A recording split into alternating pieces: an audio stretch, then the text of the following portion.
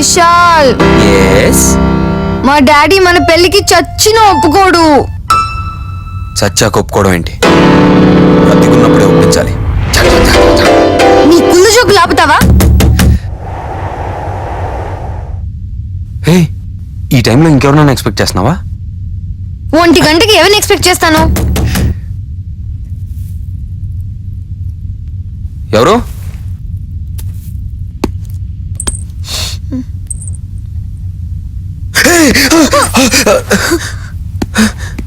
ఎవరు లేరు. అసలు బుద్ధి లేదు విశాల్ నీకు.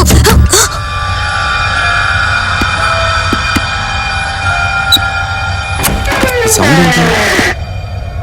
గాలికి ఏదో కొట్టుకొని తలుపు సౌండ్ లాగా వినిపిస్తుందేమో. Renu, nobody's here. స్ట్రేంజ్. సరే,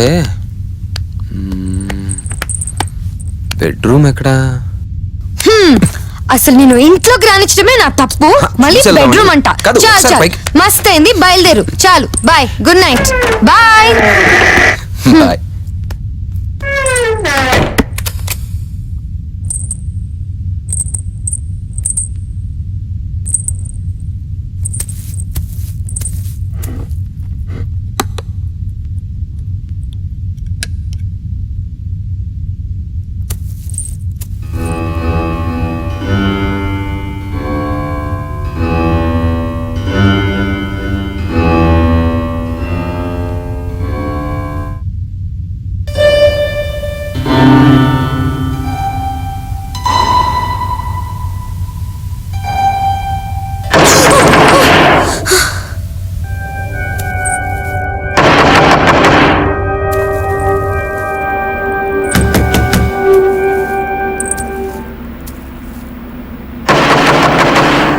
విశాల్,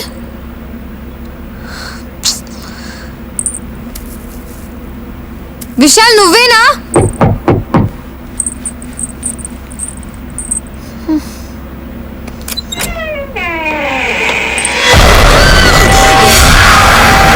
విశాల్, గెట్ అవుట్.